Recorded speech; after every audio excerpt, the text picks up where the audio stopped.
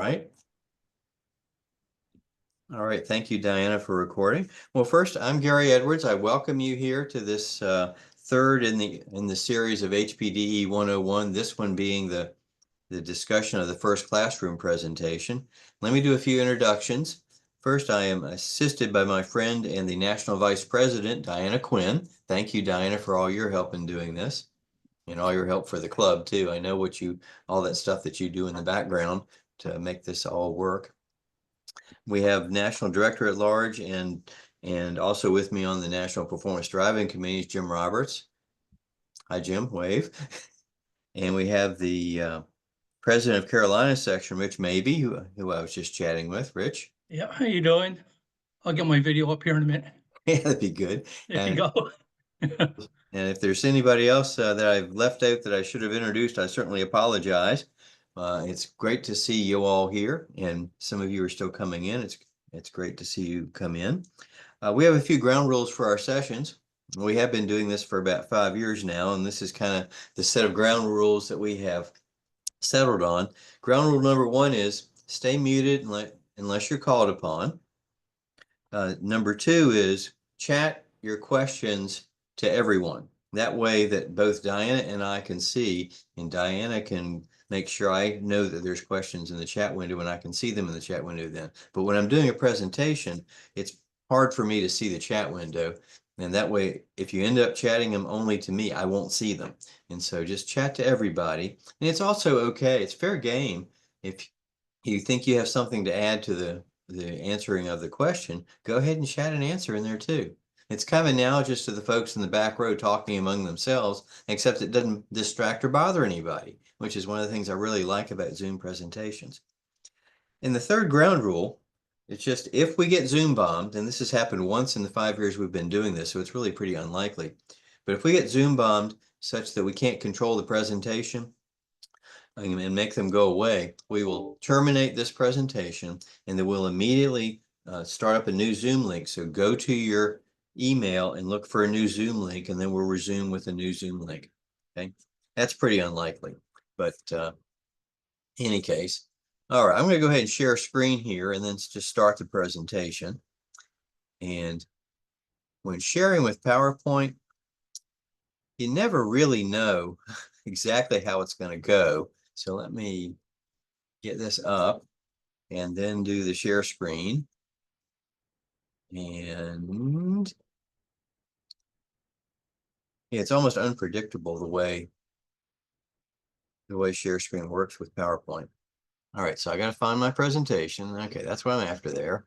So you should be able to see a slide that says HPDE 101. We got it. First classroom session. Okay. All right, so I'll just talk from that. Let me get the other piece of the PowerPoint up so I can see it. All right.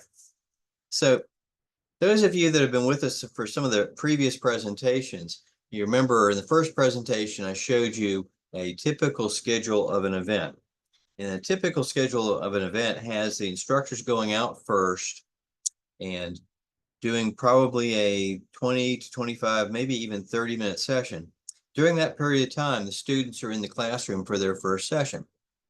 And so one typically only has either 20 to 25 minutes, or depending on how it's written, maybe 2 sessions worth, maybe as much as 40 minutes for the classroom session. So can't actually cover an awful lot in a classroom session.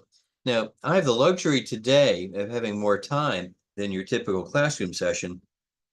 So I'm going to put in a few other things that I end up talking with students about, and I kind of wish was always in the classroom session. So bear with me a little bit at that, but it's actually a fairly short presentation, and it should give us plenty of time to answer questions. And Deanna, I know you had some specific questions about setup, so I think Jim and I will probably hang around afterwards and answer your questions in that. Hopefully we know the answers.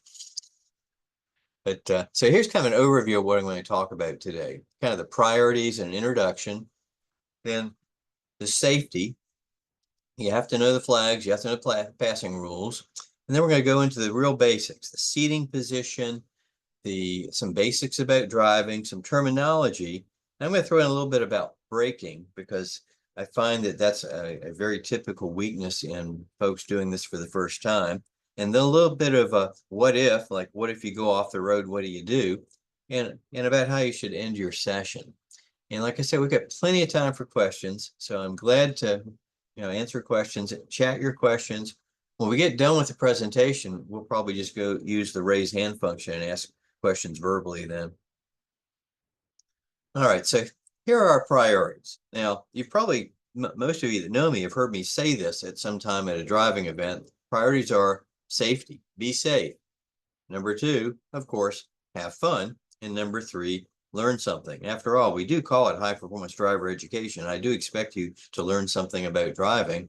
And what you'll find out is you'll become a better driver on the street when you do this. I found out even that I became better at towing trailers when I started driving on the track. The smoothness thing goes to everywhere, all your driving, including trailer towing. It's amazing. And some very important pieces here. One, this is driver education, not racing.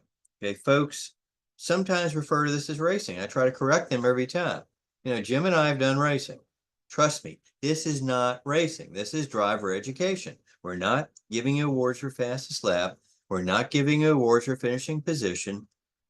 Nobody's going to ask you to drive beyond your comfort level. We want you to drive in control.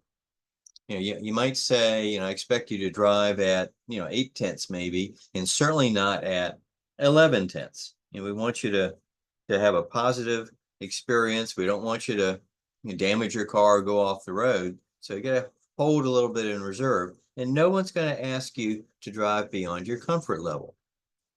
And you're required to listen to your instructor. We give you in-car instruction for a reason. And one reason is for your safety. Another reason is because we believe that that's the most effective way to teach a person how to drive on the racetrack. Now, you've got to do what your instructor says. For example, if your instructor says, brake, brake, brake, you got to brake, okay? I've had that experience. And so when I say no one's going to push you to drive beyond your comfort level, what I mean is also don't drive so you scare yourself. I have found that the times that I've driven such that I'm scaring myself, I've actually been slower because you start, looking at things that your eyes go to the places they shouldn't be going, and you should not be driving so that you scare yourself. Drive within your comfort level. And oh, by the way, don't scare your instructor. I always tell my students that don't scare the instructor. Okay. Now we're going to talk about flags.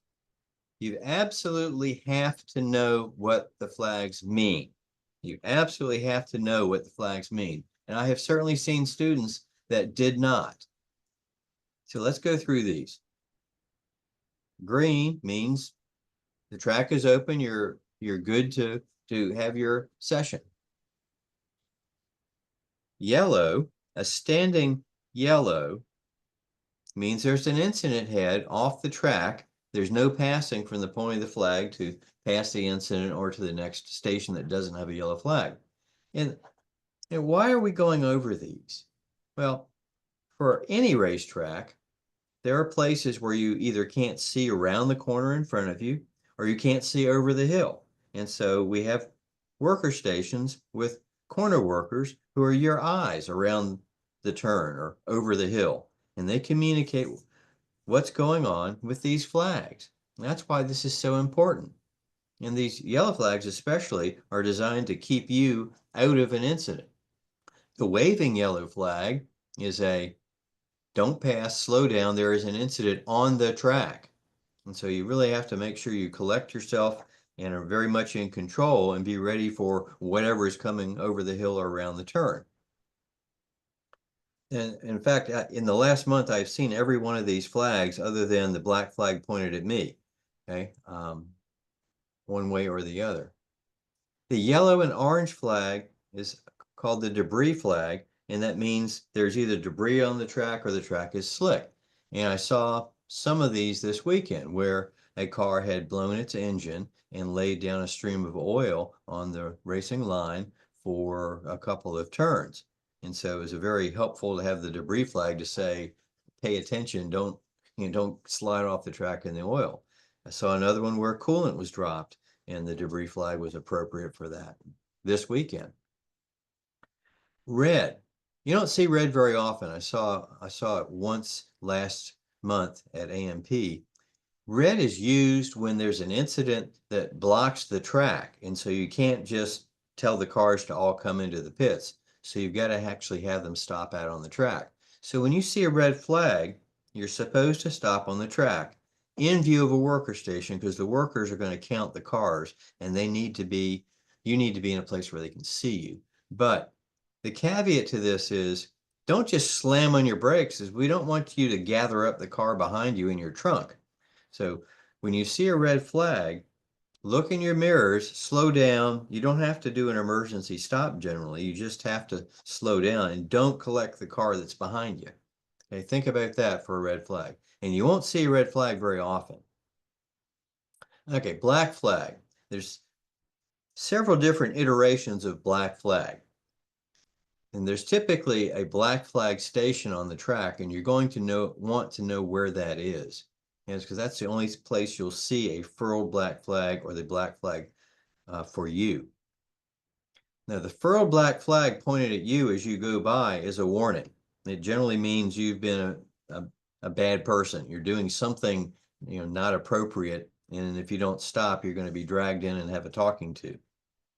And if you don't stop, you'll see the black flag for you at the black flag station. And when you see the full black flag for you, you exit into the pits and go see the pit marshal and have a conversation.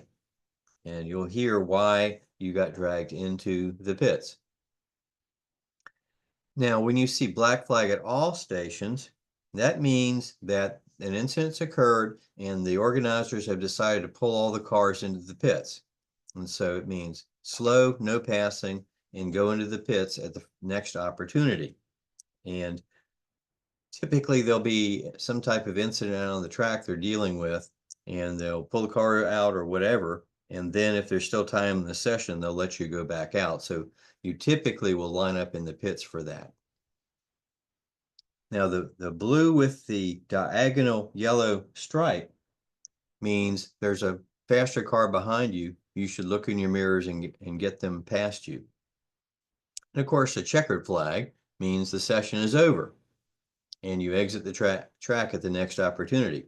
Now, some tracks only show the checker at the start-finish line. Others will simultaneously put the checker flag out at the start-finish line and at the black flag station. Now, you will typically take a cool down lap when you see the checkered flag to cool down your brakes. You'll try to do a lap without using the brakes very much at all, using the engine to slow the car down. In the occurrence where the checker flag is given at the black flag station, which is usually fairly close before the pit in, you don't have a lot of an opportunity to do a very long cool down lap to cool down your brakes. And so my recommendation there is do as much of a cool down as you can. And then once you come into the paddock, slowly drive around the paddock to cool your brakes before you stop the car. It's important to try to get the brake temperatures down before you let the car sit for an hour or so motionless with very hot brake calipers. There's one other flag that's not on this list, so I'll show you the top one here. This is called the meatball flag, and this is black with red in the middle. And this is shown to you, to an individual car, and it means that the organizers think that there is something mechanically wrong with your car. And so you should come into the pits and check out whatever it is. I had this shown to me one time when the car was making a very strong smell of gear oil, and we were thinking we had a gear oil leak. But it can be something dragging from your car or some other mechanical issue that's may not be visible to you, but is visible to the corner workers. Okay, so that's flags. You've got to know the flags. I'm going to go back one slide here just to mention that very often for the first two laps of your session in the morning, the corner workers will show yellow flags at each station. Now, of course, that means don't pass. but it also gives you the opportunity to make sure you know where all the worker stations are. And I would expect the instructor to say, okay, tell me when you see each of the worker stations. Because you need to know, you need to develop the habit of, as a worker station comes into view, scanning or glancing at to see if there's a flag there. Thus, you need to know where the worker stations are. One of the things I've noticed is that even at lower speed with yellow flags at all the stations, some drivers don't even notice all the stations. So it's very valuable for your instructor to have you call out when you see the worker stations when they're displaying this yellow flag at all the stations on the first laps. Okay. Now, passing. Another important safety aspect is complying with the passing rules. You know, imagine you're out on the track and someone's a little faster than you and they come up behind you. You'd really like to get them around you so that you're not slowing them down. Or maybe you're the faster car, you're coming up behind somebody, and your training will be enhanced if you can get around the car in front of you. So here are the rules for passing. Passing is done by point by only. That means the car that's being passed puts a hand signal outside the driver's window and points to the direction that it's intended the car pass on. Pointing to the left is just, you put your hand out and point to the left. To the right is over the roof. And it needs to be a substantial and very obvious motion. It can sometimes be hard to see a hand out the door, so you need to make it a very visible motion. Now, I'll also point out, sometimes we'll use turn signals for this instead of hand signals. We can do this, for example, if it's a rainy day, because we run in the rain. I mean, rain provides probably more good training than dry does. So we certainly run in the rain. And maybe we don't want to get the cars wet on the inside. So we'll allow you in the rain to run with windows up. Normally, we always require windows down. So if we're running with windows up, we'll be using turn signals instead of hand signals and pointing. And we'll talk about that in the driver's meeting beforehand if we're doing that. Okay, now there are designated passing zones, and the passing zones are going to be generally on the straights. And you will typically be provided a track map with the passing zones indicated, and I'll show you that on the next couple of slides. Now, for this passing, we expect you to stay on your line and point the car to pass you offline. So the faster car then ends up offline and you stay on your line. Now, there's a lot of logic to that. As you staying on your line, you're predictable.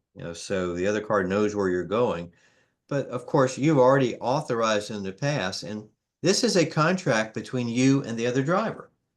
And both of you are required to cooperate to ensure a safe pass. And sometimes you have to let off the gas to get the other car by. It's especially true if you have a higher horsepower car and you're being overtaken in the turns by a lower horsepower car. You could, if you go full throttle on the straights, you could prevent this car from ever passing. And if you were racing, you might do that. But it's not the right thing to do for high performance driver education. So if a car is shown up behind you, it's lapping faster than you are, and you ought to let it pass, even if you got to let off the throttle to get the car past. And we really don't want to see you drag racing down the straight in the passing zone. We want to get the car past so that you can focus on your driving and they can focus on their driving of the track. The other thing I want to mention about passing is, I've already said you can't pass unless you have a point by. So that means that the car behind you isn't going to come up beside you. They're not going to establish an overlap. They're not going to try to pass you unless you authorize them to do so, which means that you should know they're there, kind of register in your mind that they're there, but then focus on your driving. I've seen a number of occasions where once a car shows up behind the the driver's car, the driver loses concentration and doesn't drive very well. And it honestly doesn't make any sense because the car is not going to do anything about passing unless you let them go by. So don't let the car behind you drive your car. You know, focus on driving your car and just say, I'm going to let them get by in the next passing zone. All right, and this is a shot of what the passing zones looked like when we did our October event at Atlanta Motorsports Park. And you notice over to the left there, there's this long curve. And I mentioned that most of the time the passing zones are straights. This is a very big, wide, increasing radius turn that makes a good place for passing. So that's why that's authorized as a passing zone. It's actually a very good, safe passing zone. And for this weekend at Barber, Jim and I were at Barber this weekend. These were the passing zones at Barber. Okay. Any questions yet? No. Okay. All right, let's talk about some real basics. Seating position. There's a couple of things I typically see for drivers that are starting out at this. One is hand position, hands too high up on the wheel, and the second is the seat back reclined too far. So let's talk about how you set your car up to be in the correct driving position. For most cars, the pedals aren't adjustable. Some race cars they are, but for most cars, the pedals aren't adjustable. So you have to start there. With your feet on the pedals, you move the bottom of the seat fore and aft enough so that you can go all the way on each of the pedals without having to stretch your leg. You want a bend to be in your leg. It's especially for a car with a manual transmission, the clutch. You've got to make sure you can get the clutch all the way in without it being a ridiculous stretch. And of course, you've got to be able to go full throttle without that being a big stretch. So you want seat far enough to put a bend in your legs, even when you're either with clutch fully in or throttle fully in. And not needless to say, the brake as well. Okay, so now that you've got the seat bottom in position, then you get the seat back as vertical, I'd say as vertical as you can stand it. Most people don't have the seat back vertical enough. And I like my seat backs really quite vertical. Your shoulder should touch the seat back. Then you bring your hands out. And if you see in this picture, he's extending his arms and the wrists are right about the top of the steering wheel. Now, most of our cars have adjustable steering wheels, so you can go in and out and up, down, and you should, with the seat bottom in position and the backrest in position, the steering wheel should be adjusted so your wrist just hits the top of the steering wheel like this. And then when you put your hands in the appropriate position, which is the 3 and 9 position on the steering wheel, or maybe as high as 930 and 230, but really no higher, then you ought to have about a 45-degree or so bend in your arm here. And one thing I will also comment on is a lot of street cars, the headrest gets in the way of the helmet. And so you probably want the headrest up as high as possible. And sometimes you have to have the seat back reclined a little farther than you want just to make sure the headrest clears the helmet adequately. And let me show you this picture. This is a picture I did for the Star article on this topic. This is me sitting in the CLK 55 and marked up pretty much the same way. And my hands are a little on the high side on the steering wheel. I drive at about 230 and 930, whereas 3 and 9 is probably really preferred. But one of the things I typically see is drivers with their hands too high on the steering wheel. And what happens when your hands are too high is your steering motions end up being really jerky. And without even looking at the driver, I can tell that their hands are too high because the car goes down the track in kind of a jerky fashion. They turn in a jerky fashion. And so you really need to either be at 3 and 9 or maybe 230 and 930. Okay. Well, let's talk about some car control basics.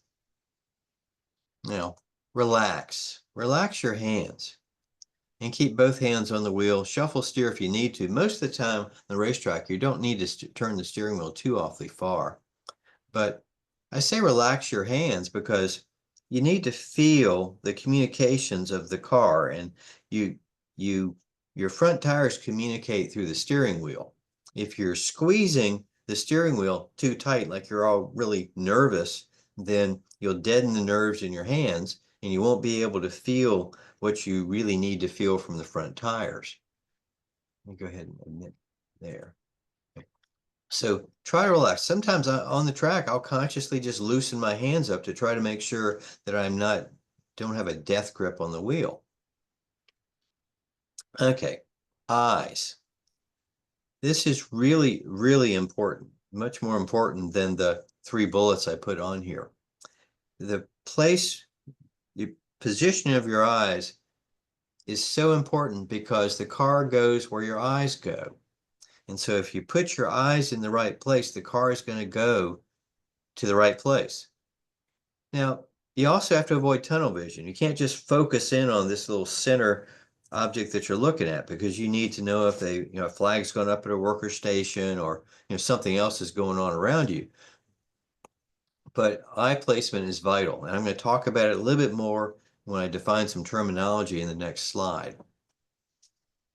Okay, you've got to be smooth. You've got to drive smoothly. Smooth inputs to the throttle, to the brake, and to the steering. You think, why is this? Why do I have to be smooth? And it may not even be obvious to you for a while why you have to be smooth, because if you're not driving at the limits, you can get away without being smooth and there are no consequences to it. If you're driving at the car's performance limits, and by that I mean each of the tires is at its traction limit. It's providing as much cornering force as it possibly can, and it can't provide any more. And say you're jerky with the steering, that changes the weight distribution in the car. And that change in the weight distribution changes the amount of frictional force the tires can provide. And one of the tires ends up with less frictional force than it can provide, and it's going to slide. And that's a pretty simple explanation of why you have to be smooth. There's a lot more to it than that. But what I see very often for folks that are doing this for the first time is especially steering motions that aren't smooth and throttle motions that aren't smooth. Now, and some of you have cars that have really high horsepower. And as the horsepower goes up, it becomes even more important that you apply the throttle in a smooth and controlled fashion. You can't just, if you have a 1,000 horsepower car, you probably don't want to be just flooring the throttle, because you'll probably break the rear wheels loose or do something else bad, assuming the car will let you. And for your first times out on the track, I recommend you just stay in drive so you don't have to worry about shifting, or just shifting while going straight. Now, operation of the Mercedes automatic transmission on the track is a topic all by itself. And I think we'll probably actually do one of these with probably me interviewing Jim Roberts, who has a wonderful perspective on how to use these automatic transmissions on the track. But while you're first learning this, let's take that out of the equation and work on getting the throttle right, work on getting the steering right, get the car in the right place on the track, and just stay in drive. Okay, next slide. Okay, this is some terminology. And these are terms that I use all the time when I'm instructing in essentially group 1, the novice group. And sometimes I find that the student has not heard these in the classroom. So the terms I'm after here, that I want to be able to use the term braking point, which is fairly obvious. It's where you brake. The turn-in point, apex, and apex is a very important term. And in this context, it means the place where the car is all the way as far as it's going to get towards the inside of the turn. Okay. And the track out point is where the car is all the way out done turning. It's parallel to the outside of the track, right on the edge of the track, and it's where you should probably be at or about full throttle. And so the sequence here, as you're coming in the turn, and this is really simplification, and this is really kind of the first timer's approach. You're accelerating down the straight, you get to the braking point, you brake. When you're done braking, you're at the turn-in point, you turn in, and note that we're driving from outside to inside to outside to increase the radius of the turn to allow you to go around it as fast as you can. As you're getting to the apex, you're starting to come onto the gas with more throttle, more throttle, more throttle, depending on the car. And when you get to the track out point, you're probably at full throttle. You should be parallel to the side of the track, and you are right on the edge of the track, but not off of it. And I mentioned the line, the line is the desired path around the track. And, we talk about the line as if there is only one line. Well, the line can be different depending on which car you're in and the driving style. And I'm more interested in teaching you the ability to determine what your line should be than I am interested in teaching you a specific line around a certain racetrack. Okay, because it can vary. It can vary by car. It can vary by your driving style. Now let's go to a different slide. This is something that is not typically included in the first session, but I find myself talking to first-time students about this routinely. So I want to talk about early apexes and late apexes. Look at the right side one. The right side one depicts a later apex. Now, look at how, if you can see my arrow here. Okay, you're coming into the turn. We're on the late apex side, the right side of the screen here. Coming into the turn, instead of braking at the intended, instead of turning in at the intended turn-in point, you turn in a little late. Because you turn in a little late, you're off the desired line, and that causes you to come into the inside of the turn later, which is referred to as a later apex. And what happens here is, instead of getting, I'd say, pushed out or driven out to the edge of the track, the car ends up a car width or two from the edge of the track. So, and this is really how you know that you've done too late in apex, because instead of the car ending up at the track out point, at the edge of the track, pointed down track, you end up with a car width or two inside the track, and you have to drive out to the edge of the track. Okay, that's what happens when you have too late in apex. Now, what do you do about it? Well, next time you come to that turn, you turn in just a little bit earlier. And you find out when you get to the end, to the track out point, that if you're not on the edge of the track at the track out point, you pull the apex back a little earlier until the car ends up at the track out point, at the edge of the track, aligned to go down track. Now, what I've seen most new students do is the early apex. So we'll shift to the left side of this diagram. And I think this is basic human nature. You're coming into a turn, you know you've got to turn, say, to the right here, and there's this temptation to just get on with the turn. And so instead of turning at the reference turn-in point, you turn in early. Well, this causes you to apex early, but notice also it causes you to not be done turning when you get to the edge of the track. Now, if you're going slow enough or you figure this out early enough, there's time to correct.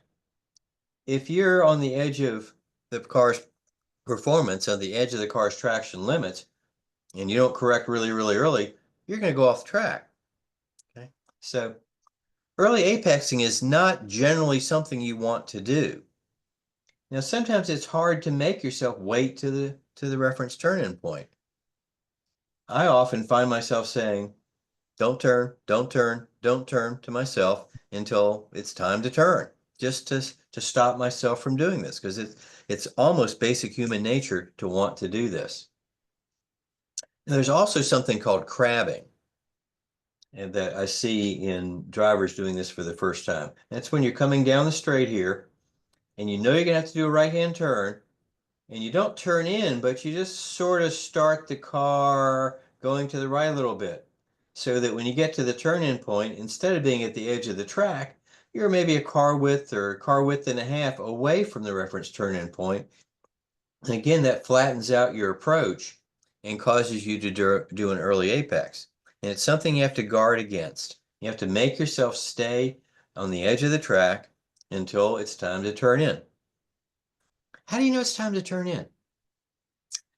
Well, a lot of the tracks we go to will put out reference cones. There'll be, like this weekend at Barber, there was a cone for the turn-in point. There was a cone for the intended apex. There's a cone for the track out point. For those that have been to Atlanta Motorsports Park, they actually have permanent signs for turn-in, for apex, and for track out. Now, that's helpful when you're driving for the first time. That is until somebody runs over one of the cones and it's no longer there. And so you kind of got to get used to the look and feel of the track and not just rely on the cones. But for the first time out, it's kind of useful to see these cones and see where the intended turn-in points are, where the intended apex is, and where the intended track out points are. Okay, let me get back over here, advance the slide. All right, so I mentioned that if you're early apex and you're going fast, you might go off the track. Okay, this does not happen very much in the novice group in HPDE. In fact, it almost never happens. However, I want to talk with you about what you do if it does happen. Okay, so scenario is you're starting to go off the track and maybe the rear end's coming around on you or something like that. What you need to do is drive off straight, straighten the wheels, drive off the track. The reason that I say this is there's a tendency as you're starting to go off the track to continue to try to steer the wheel, to steer the car onto the paved surface. And if the rear of the car is starting to get ahead of the front and you're still trying to drive the front of the car back onto the track, the car is going to spin, and it will probably spin to the point where it goes off in the inside of the turn. And there's usually not very much runoff on the inside of the turns because their courses are designed to put runoff on the outside of the turns because that's where you go. And it's not unusual for a person that tries to save it like that to actually hit a wall or something like that on the inside of the track. And so it's very important if you're starting to spin or starting to go off the track, just drive off straight. Now, if you spin the car, and you really don't see this in the novice sessions at HPDE. However, I want to train you on it anyway. If you spin the car, what one of our sayings is in a spin 2 feet in. That's really thinking about cars with manual transmission. The idea is you put the clutch all the way in and you heavily go onto the brake. And what that does is it causes the car to spin in a straight line generally. That makes it more predictable for the cars behind you to know where you're going to go and avoid you. Also, it will often stop the engine from shutting off, although I think most of the modern Mercedes, if you spin the car, the engine's going to shut off due to a protective feature. So, and of course, most of our cars that we're using have automatic transmission, so it probably means 1 foot in. Don't stomp the gas, stomp the brake. Okay. Doesn't happen very much, but I felt like I really need to talk about that. Okay. No questions over there yet, doesn't look like. All right. Now here's something you don't usually talk about in the first classroom session, but there's something I see in drivers starting out for the first time on the track. And I've actually seen it in some fairly experienced folks as well. If you look at the left side diagram here, this is kind of what most of us do on the street. You get to this place where you start braking and you brake a little, and you brake a little more, and you brake a little more, and you brake a little bit more, and then you realize, oh shit, I'm getting really where I need to stop. And you very rapidly increment up the braking force, and then you slide by where you really wanted to stop because you didn't brake enough. Now, that's obviously not going to be a very good thing to do on the racetrack. Likewise, this is the other extreme where you jump on the brake immediately, abruptly, and then jump off the brake here. And remember what I said about being smooth. You've got to be smooth in the application of the brake and the taking the foot off the brake as well. And so what you need to do on the track when you get to the braking point, come smoothly into the brakes, smoothly and rapidly into the brakes, brake at the maximum ability, and then get off the brakes when you're done. So you brake at the braking point, you're done braking by the turn-in point, and you turn in.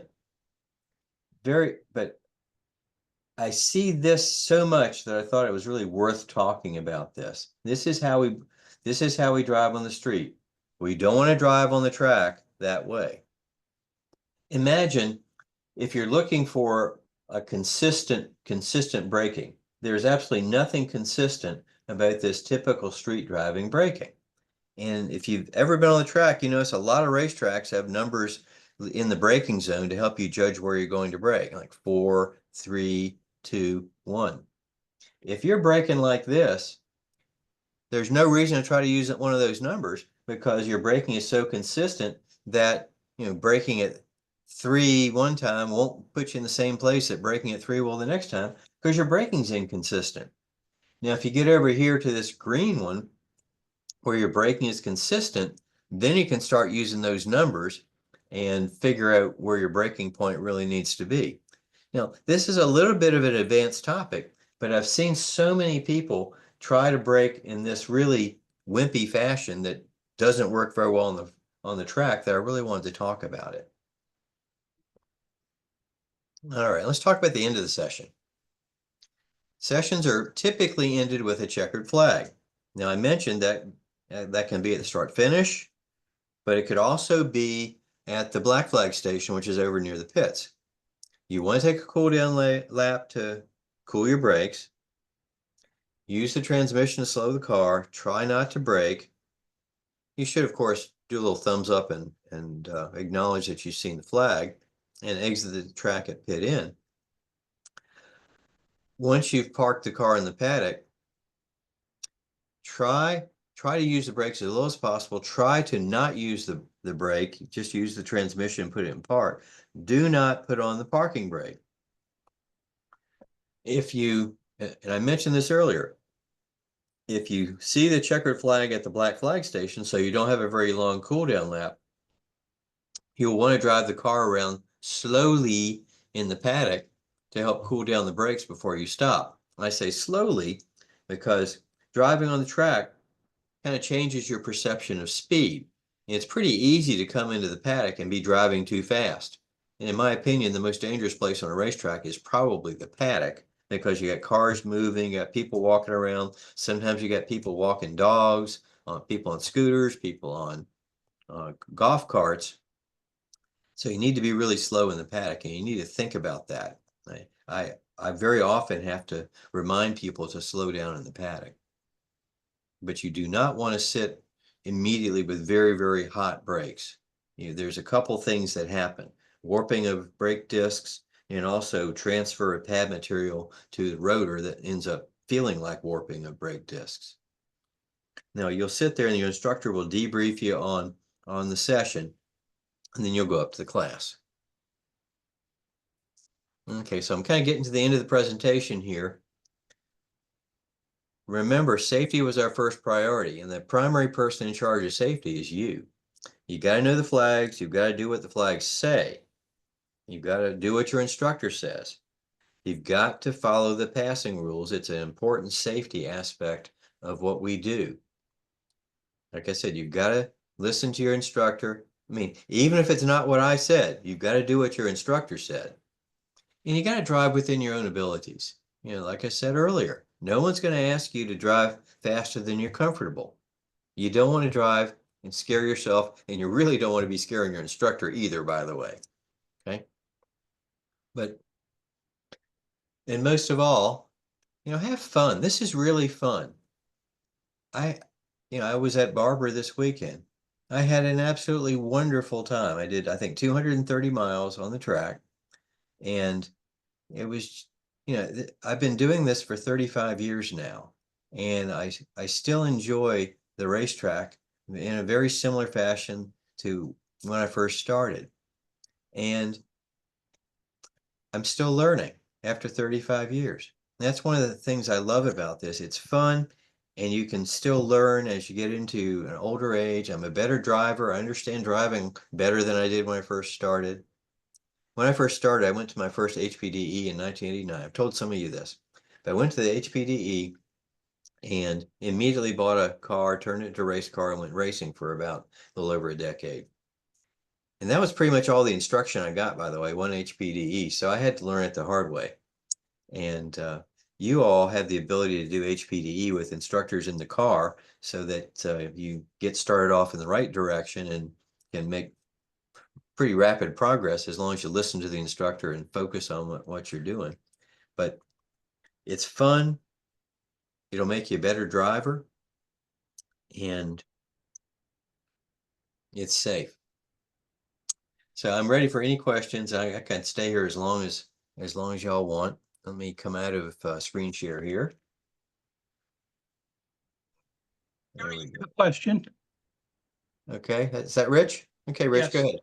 Let's go back to that second screen where you got the braking zone and then you've got your apex and then you're going out to the edge of the track. I have a question about that.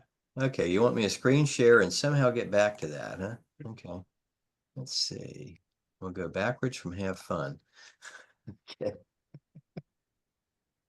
You're talking That about one. this one, Rich? Yes, Okay, right. The braking point. Now, every turn has an optimum speed to go through it, right? sort of. So your braking point dictates the perfect speed to go through that corner, right? So that Yeah, braking point would be speed dependent as yeah. you're coming into that corner. So that braking point will actually fluctuate as you get to be a better driver or brake late, do the late apex thing or whatever. But so my question is that if you're first starting out and you're pretty conservative and you're braking and you're going to brake later because you're going slower. And then as you get faster and faster, you move it back because now you're getting the feel for where the turn and the apex and where the track out's supposed to be. So how do you know? Now they'll have a breaking point number on the track. It's labeled, right?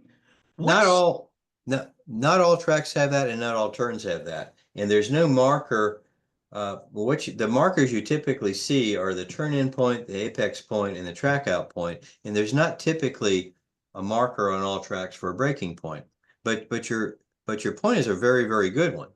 As you start out and you're not very quick, your braking doesn't have to be very hard. But even if you're doing that consistent braking, if you're not going particularly fast, you don't need to brake as long. And then as you speed up, you do need to brake earlier because you're going faster. The other subtlety about this, imagine that you've got a couple of turns in a row. And okay? what often happens is you start doing one turn better. And so that you exit that turn faster and you feel really good about how you've, improved on that turn. And then you don't think about the fact that, well, I was faster out of that turn, which means I'm faster all the way down the straight. And then I end up faster into the next turn. And if you don't consider that, you end up going in, and if you just brake in the same place that you did last time, you're not slowing down enough or you're braking too later for the next turn. And so you tend to have a problem with the next turn. So Yeah, you can even be offline at that point too, right? yeah. So you have to, especially as you're just learning and you're improving rapidly, those things can change from lap to lap, and you got to be very cognizant of it, and your instructor has to be cognizant of it. But that's a very good question, Rich. Oh, Well, let's refine that just a little bit. What you're doing, I think Nikki Lauda is famous for having said, "Ich habe eine empfindliche Po." I have a sensitive ass. I know how the car is going to start to rotate. But Okay. what you can do at any speed is it is so critical to transfer the weight rearward.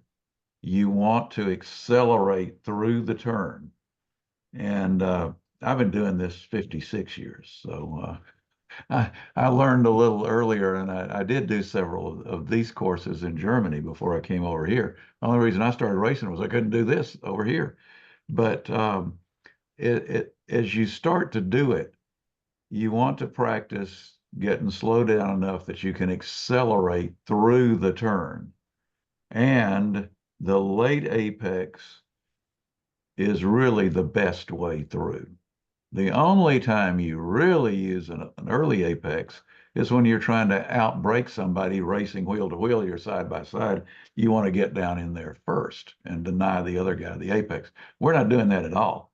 So every time for you guys, a late apex is the way to do it because you have more time to accelerate, more distance to accelerate. It's going to carry you down the next straight faster. So don't do just a threshold braking, kind of over brake and under turn. And what you'll find is you've got to make yourself get all the way to the outside. I mean, I want my drivers, Dina can tell you, I want you putting your tire at the edge of the grass. And if you can do that consistently, you've made the track wider. Most people do, like Gary was saying, they try to creep over too early. Then you're going to run out of track because you've made it that much narrower. And if you don't come all the way down to the inside, again, you've made it narrower, which you pay the price on coming out of the turn. You run out of track and you have to slow down or you go off the track. So you don't want to do that. Get slowed down early, turn in and start accelerating the instant you turn the wheel. Do not coast. When you're coasting, it's like the string broke on the yo-yo that you're spinning around. It's just going to go off. That's centripetal force. All this is just geometry and physics. I used to say that's not rocket science, but that's really what rocket science is, right? It's geometry and physics. So you want to make that radius as wide as you can, and you want to be accelerating as much as you can.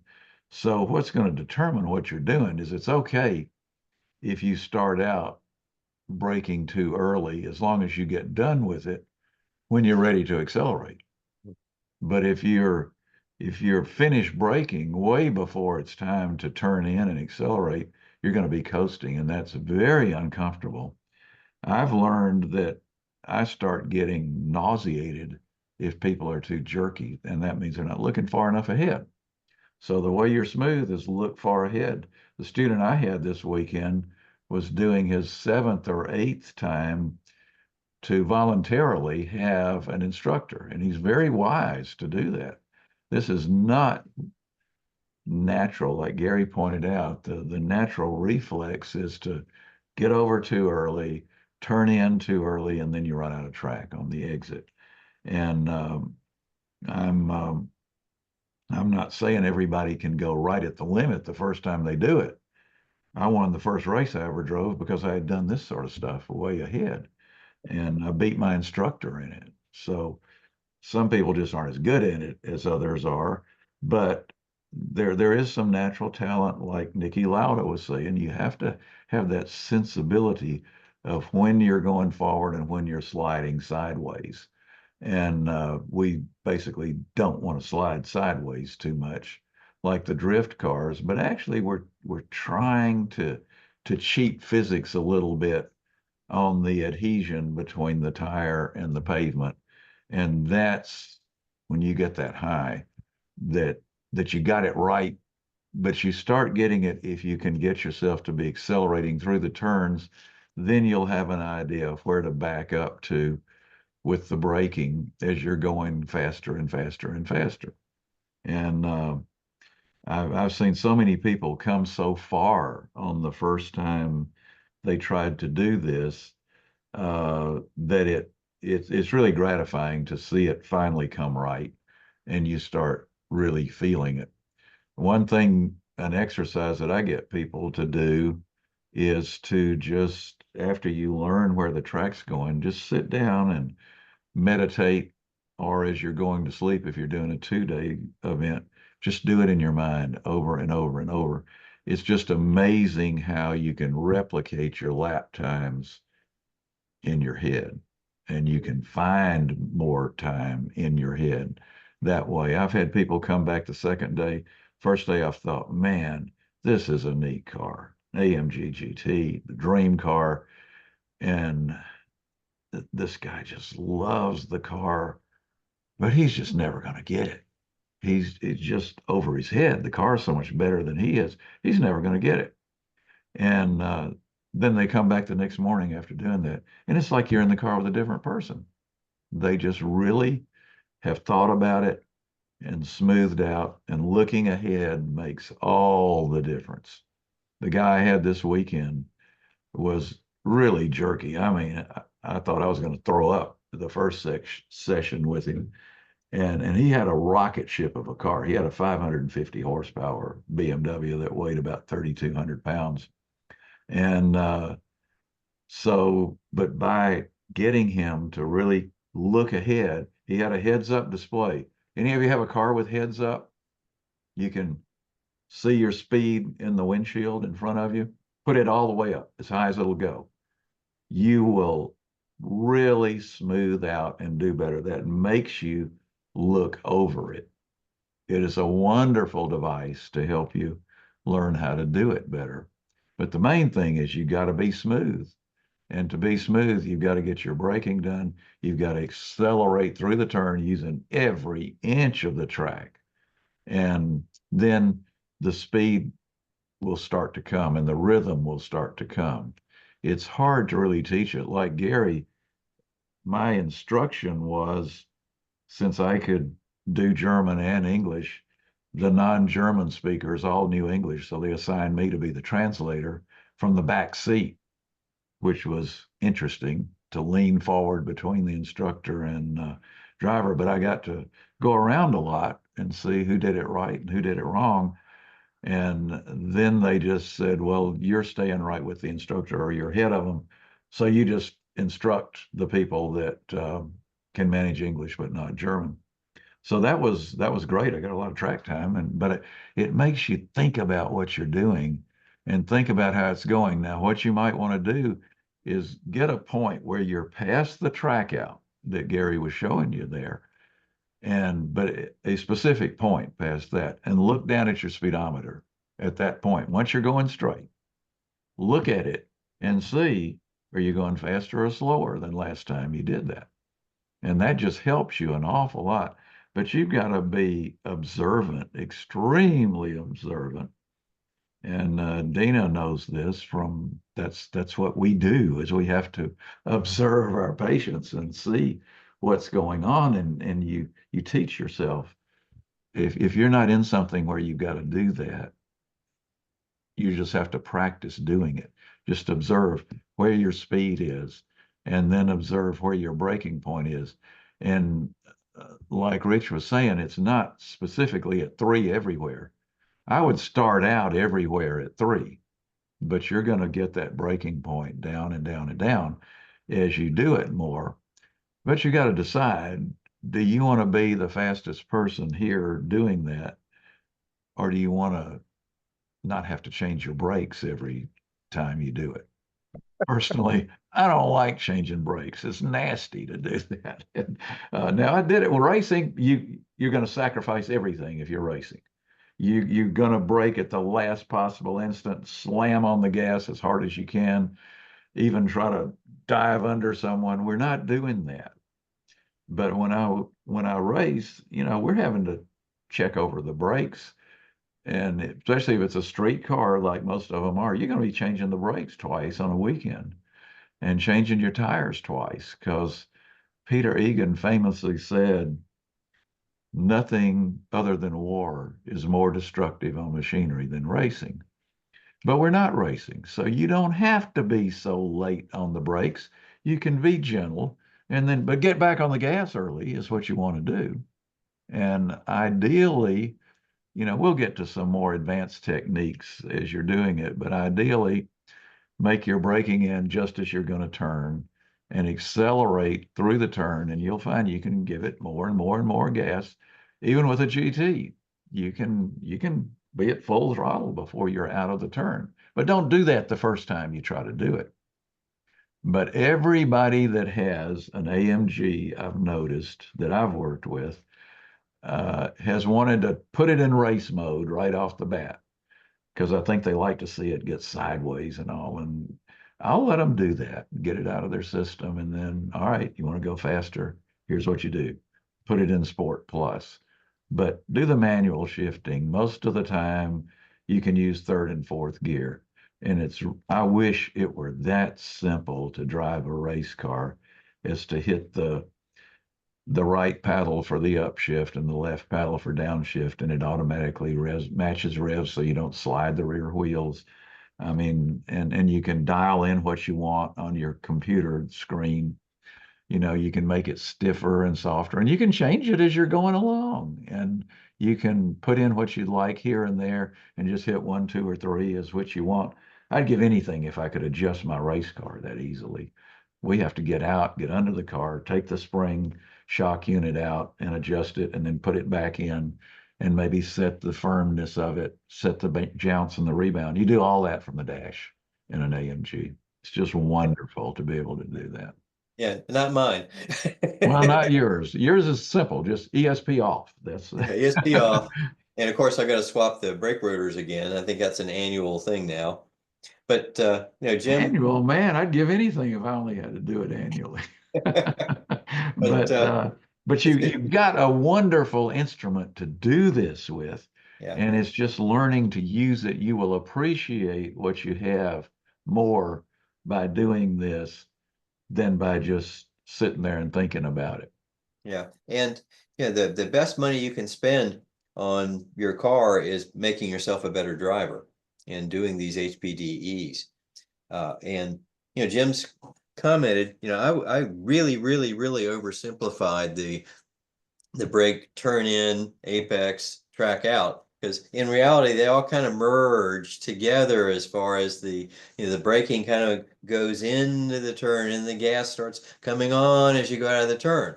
And so that's really more And of the advanced sometimes you technique. keep the brakes on as you initiate the turn, but only 10%. And that's an advanced driving skill that you just got to learn to get through the lines. But most every track you get to, you'll notice that the cone for the apex or the apex sign, it's not really the apex. The apex is the geometric center of the turn, but they will have it around the turn a little bit. It's not at the middle of the innermost point on the track. It's going to be around it so that you can go a little deeper as you turn in, but you roll in. We always say slow hands in, quick hands out. I mean, if you can catch it coming out, if it gets sideways, you can catch it, but it's not going to get sideways with you, especially if you've got the newer cars have the rear steer that you don't have to counter steer when you have that. You just drive that line. A Mercedes, I found, is not dramatic as you take it through the turns. It's very stable. It's easier to drive fast than any other car on the road is. Porsches are tricky. Lotuses are really tricky because they don't believe in any nannies to help you. But you'll notice that these things are not intrusive because most of the people I'm instructing, if they're getting faster and faster, they don't even notice that it intrudes unless it flashes lights on the dash, like the older ones, like Gary's do. Yeah, mine does that. Flashing on the dash like crazy, but you don't feel it doing anything. What you feel is a little vibration. And I think, Dina, you got to feel that vibration some, even on your very first day to do it. And but you don't know what it is at first. And I can tell you with an Alpha, it's a major thump. I mean, it sounds like the car is coming apart. And being with Dina and with my Alpha student the same day, I thought that Alpha's had warped its brake rotors or something. And the Mercedes AMG was just, just a little vibration was all it was. And that's when you're getting to the limit. And if you want to dial it back and let it get a little more sideways, well, you can do it. But the thing is, if you're going to do that, you need to be doing this every couple of weeks because it's all in its physiology too, because the centers of our eyes are made to concentrate on a stable object. But our peripheral vision is made to pick up movement. Now we're replacing that movement with the fact that we're moving so fast in the car. So if you concentrate on your peripheral vision, everything's just zipping by at 150 miles an hour. And you can't concentrate on that. It's distracting. So you're wanting to look out ahead. That's the reason for not looking down close right off the end of the hood at that cone you're aiming for. You locate where that is, keep that in mind, and get the next one and the third one. But as we approach these turns, especially at a track like Barber, you can't see the apex as you approach any of them at Barber. They are all hidden ultimately. So you got to learn the track enough. And what you can do is get on YouTube and just do these tracks so that at least you know which turn's coming next. Barber's pretty easy. Every left's followed by a right, followed by a left, followed by a right, except coming onto the front straight and going off the front straight. Those are both left turns. But the track goes clockwise, so there are more rights than lefts in it, but still, that's the only place that a left is going to be followed by a left. So Right, and I wanted anyway, to you got to get set up. Is a lot of these, they make them harder and harder and harder. Watkins Glen's real easy compared to Barber or Atlanta Motorsports Park. Yeah, and I wanted to say, the positioning of the eyes is really so important. And when I'm in the braking zone, I pretty much don't look at the turn-in point. I'm looking at the apex when I'm in the braking zone, Yeah. and then after I turn in, I'm immediately looking at the track out point, see where I got to go. So I'm looking through the apex to the track out point, so I can get the car in the right place. But if you get the eyes in the right place, the car will go to the right place. Yeah, typically, and if you start to get sideways, look where you want to go. Don't look at what you don't want to hit. Like somebody spins in front of you. Don't look at that car. Look where you want to go. And if you go off the track, um, I wouldn't slam the brakes on. If you just slide off, just let it slow down. Yeah, just drive. Passively let it slow there. And because if you hit the brakes when you've got two wheels on the pavement and two on the grass, that's a guaranteed way to turn the car around Yeah, backwards. you're gonna spin. So, but if you just let it slow down and then you can steer it back on. Again, you're not going to lose the race because you dropped wheels off the track. But if you can get slowed down without just jerking the wheel back, as Gary pointed out at Barber, invariably the inside Armco gets damaged, not the outside very often. Yeah. Or We did road. have one guy that plowed into the outside. This was a PCA event. Think about this when you're signing up for events. We had 11 or 12 cars could not make it off the track themselves. Either they blew up or they wrecked. 4 Porsches managed to hit each other at the same time. And those guys are pretty aggressive as they do things. Now, let me point out, however, this was not the novice group. The novice group, as far Right. as They I didn't could have any tell, problems at all. didn't have any issues. Nobody crashed a novice car. Nobody blew up a novice car. Yeah, it was the instructor group. Yeah. So They were out. yeah, the instructors are supposed to set the example. That wasn't a particularly good set of examples this weekend between That was a blowing very up engines. embarrassing situation to me. Yeah. But Yeah. now, don't you guys screw up our record. We have not damaged a Mercedes yet doing this. Okay, any other questions? I know Deanna has some that we can just hang around afterwards and talk about. I think we're about car setup. But any other questions about our HPDE 101 classroom session? I mean, we can do can advanced topics. Go ahead. yeah, this is John Fair. I got a couple things. the guy mentioned that go ahead, you went in at a specific speed in a corner. Well, that kind of depends on your car. But you will notice on the racetrack that most turns are 30, 40 miles an hour. I think that surprises a lot of people that they're not going faster. The other thing I noticed, I drive an SLK on a track, and on the end of the straightaway, I might hit 90 miles an hour and have to slow to 40 miles an hour to take the turn. But if you're driving an SLS, you're going to be hitting that at 130 miles an hour. Now, most of my fun is in the corners, not on the straightaway. And I find that it's best not to see how fast I can go down the straightaway because I have more fun taking the corners. And so I'm a little easier on the brakes. So that's what I do. I think you mentioned Corvette people.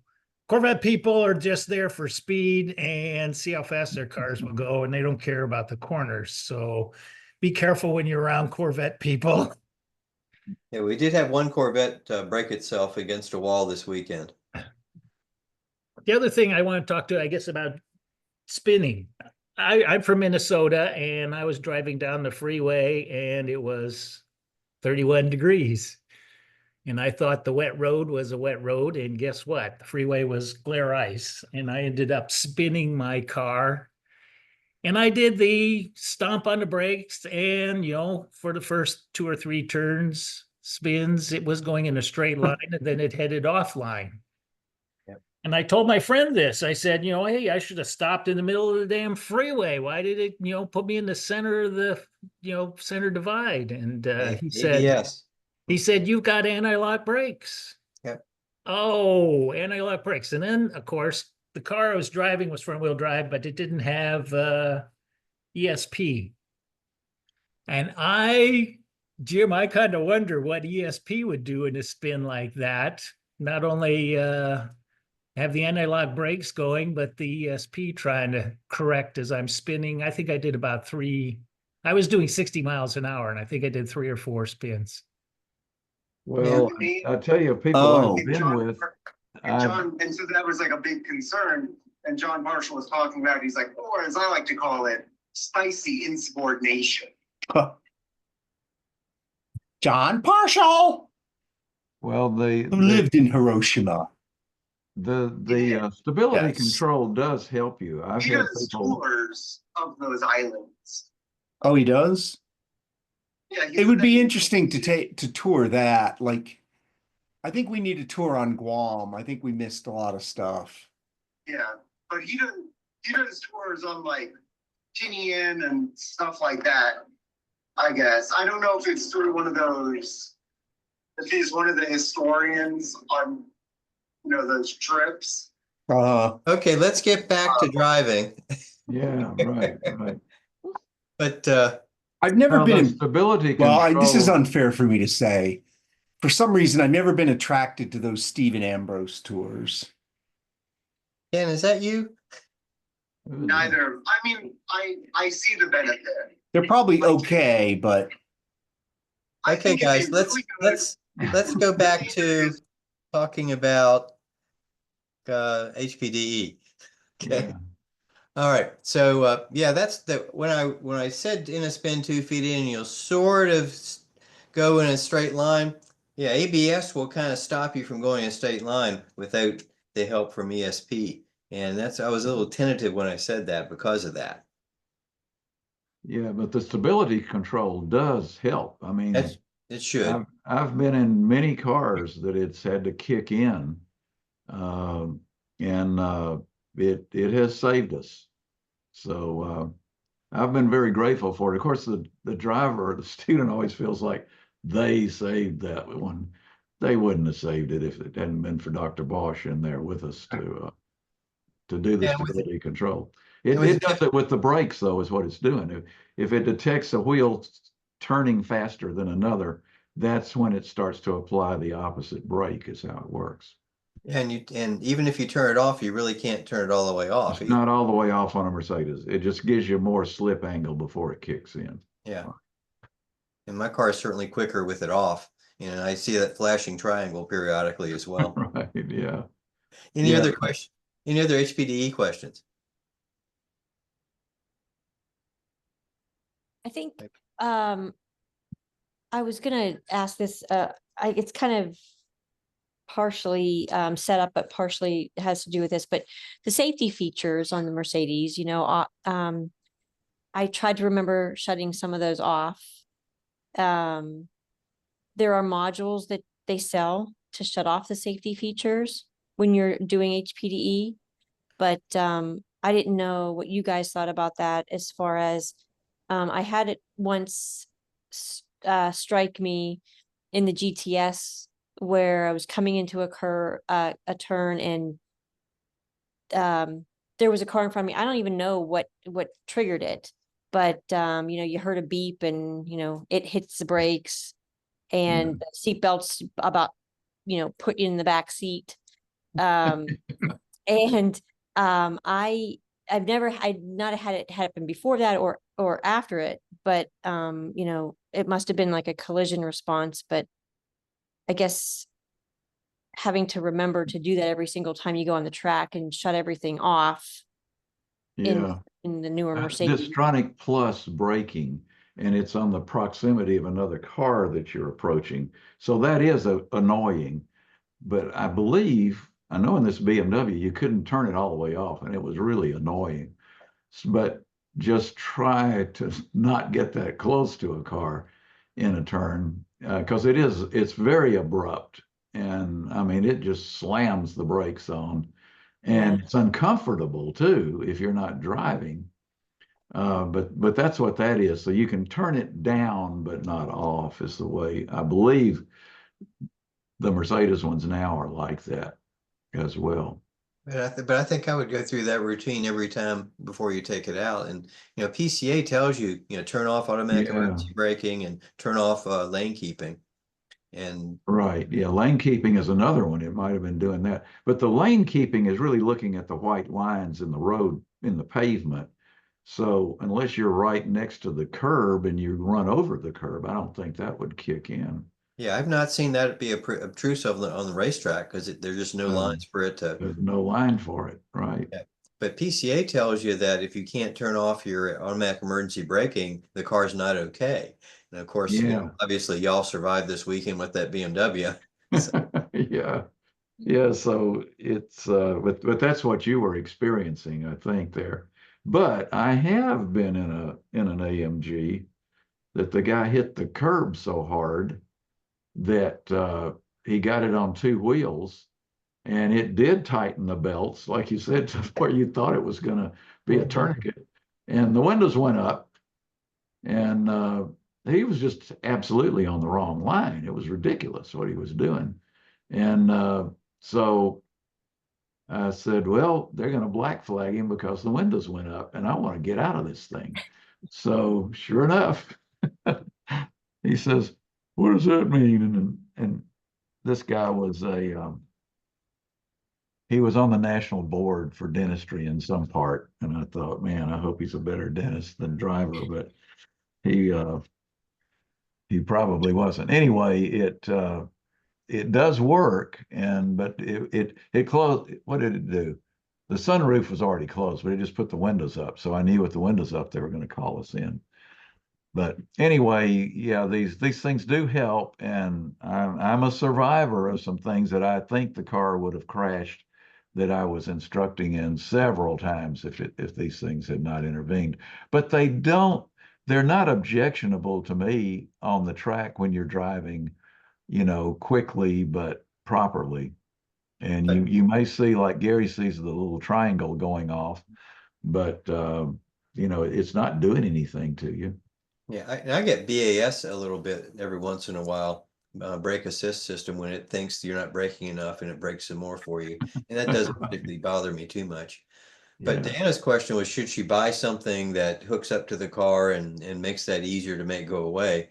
And I just can't answer that question. I think you'd probably need to consult with some people that actually have it and see what their experience is. Because with Mercedes, you got to be very careful about any modifications of electronics, because they can go fairly batty pretty quickly with anything weird.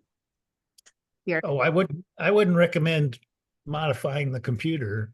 I did that to my Mustang. It was a Ford performance package for my Mustang, and came with a recall, and nobody wants to put the recall in the computer because they would negate the performance thing, and they don't know how to put that back in.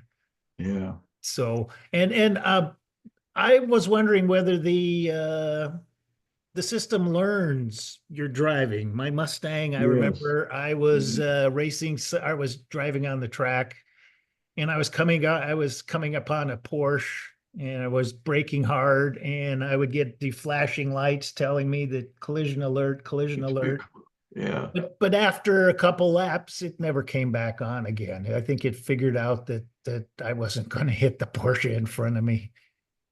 Well, the Ford uses the Bosch system. Nissan uses it also, and Mercedes, BMW, and Porsche do. Now, Porsche does have it so you can turn it all the way off, but I don't think anybody else lets it go all the way off. Gary, you got a question in chat. Yeah, I see one question here. Stephen Roth asked, when and where are HPD events scheduled? And yeah, for our own events, we lost the Watkins Glen date for this year, which I was very disappointed with. So I don't have anything scheduled for Mercedes-Benz Club of America itself for this year, other than a Talladega Grand Prix Raceway date on the 28th of July, which we will probably end up moving to the next year. It was done as part of Star Summit Birmingham, which we're actually postponing till 2026. So what we're encouraging people to do is to go to other organizations' HPDE events. That mitigates the financial risk of a MBCA section having to pay for a track when they don't know if they're going to get enough cars to actually pay for the track. And my recommendation is typically PCA, because despite this weekend's event, which was a little bit unusual, PCA events are run very, very well. And when I run an event, I try to run it like the PCA events that I came up through. Steve, where do you live? Stephen Roth. Sorry, I'm actually driving and listening. I'm in central Pennsylvania, Harrisburg. Central Pennsylvania. Okay, well, Watkins Glen is accessible to you, and Gary and I are going to get together and work out. We've managed to connect with one chapter of the Porsche Club that has 7 or 8 events, and they use Watkins Glen. They have a 3-day event and a 2-day event there. They have our date, is what it is, and they would like us to join them, and they use Thunderbolt in New Jersey as well, and they also use Summit Point in West Virginia, which is probably really closer to you than Watkins Glen. It's a neat track. I was And gonna say the Greater Washington chapter does a lot of stuff at Summit Point. Well, they don't anymore. Yeah, they haven't done it for the last couple of years, unfortunately. In 2026, we'll probably end up doing a HPDE in association with the Vintage Festival. And I think it'll probably end up being at Nelson Ledges. Now, Deanna, where have you been going? You're in that area. Yeah, Watkins was my first one, but then Pit Race. So that's in Wampum, which is just a little bit north of Pittsburgh. So it's pretty fairly easy to get to. And then Nelson Ledges. I'm hoping Mid-Ohio this year. Yeah, this Porsche group has Mid-Ohio for sometime in the summer. We'll probably go there too. Yeah. And I know the BMW chapters in my area do those as well. So certainly check in, and if you want me to let you know when those dates are, so you can spread them around, let me know, and I'm happy to do that. Sure. But see, the thing is that if we can, Gary and I can work it out with the other things we're doing, it would be nice if you guys can come when we're going to be there, because we understand the cars. Yeah. And a lot of the Porsche people have no concept of how a Mercedes, even an AMG, works. And I think you'll enjoy your car more if you can do it when we're going to be there. Yeah, especially if you're not the only Mercedes there like I was this weekend. That's right. That's right. Yeah, and also sometimes they're nice enough. We've connected with 3 different AMG groups, and these are mostly internet things, and they want to do this though, so that would be nice as well. And Dina, also the Lotus Club's going to be at I think they're using Pit Race in September. And I'll probably come to that. If you're planning on going there, I'll get to that one. Oh, And- I will do it if you're there. That's for sure. Okay, great. Yeah. Yeah. I like the track. It's a really good track. I like it. It is. It's a nice track. Nelson Ledges is underrated to me, and it's a good track to learn on. And it's not so expensive either. It's a little primitive on the amenity side of it. Deanna, what organizations have you been doing track events with? Auto Interest. I've done some with them. And then one was specifically from Pit Race. They have And their Auto own Interest program. seems to run it pretty well, but like you said, they don't have, really none of them have experience with AMGs, and I'm really looking to get a lot more input, particularly about my car. So Right. Yeah, because with what you're going to be driving, you'll be outrunning most of those cars. yeah. So Yeah, what you're all going to learn is the first few times, if you're with the Porsche Club, they're not going to let anything but a Porsche pass them. And every time I've instructed at one of these, certainly by the second day, when they see that 3-pointed star coming, they all just move aside. So it just shows it's just easier to drive them fast. It's well worth what they cost. They're a bargain for what you get, really. They are. Yeah. yeah. And I just had a wonderful time driving this weekend. Yeah, but it's taken you a while to get dialed in on it. You got an early post-merger AMG, and they didn't always get all the suspension to go with the engine at first, but now they've refined it so much. It's like you've got a streetable Formula One car nowadays. Yeah. Okay. It's easier to drive than the F1 car is. Those guys, they don't have the traction control, so they have to control the wheel spin themselves. So we're getting to the end of kind of my scheduled time. I'll continue as long as anybody has questions, but I don't see a lot more questions popping up. What y'all? Do you all understand what he was talking about with early apex, late apex? You know what we're talking about when we say that? It's something you got to kind of experience and feel. But when you can practice this on a public road, just use all of one lane. Most roads are much wider than they have to be than your cars are, because unless you have an AMG GT, they're pretty wide. But most of the cars are narrow enough that you think their roads are made for an 8.5-foot wide trailer truck to go down. And it gives you something to work with there. So kind of practice this, and you can practice it driving to work. If you go the scenic way rather than the gridlock way. Yeah, and focus on being smooth. Yes, and smooth is fast, really, and smooth is safe. And this racing line we're talking about, yes, it's the fastest way around the track, but it's really the safest way around, because you're making the radius as wide as you can, and get that line right first before you work on being the last of the late breakers. Okay, so this was the last of the scheduled Zoom presentations on HPDE 101, but if there's something else you'd like to hear about, I'm certainly open to doing that. So drop me a note and let me know what's on your mind as far as continuing. We intend to continue our STAR articles on performance driving. Jim's going to do one on weight transfer next. So, and you'll see an HPDE 101 classroom session in the next STAR, which was the basics of what I was talking about in here. Okay. Well, anyway, I thank you for coming. I really appreciate it. I appreciate your interest. I hope we can generate this type of thing in our club, and send me any questions you have. Let me know what other topics you want to hear about. And we'll get you a schedule on where we're going to be right away, so that you can kind of plan around that too. All right. Thank you, Diana, for your help. I really appreciate it. Thank you, Diana. Is the July event off?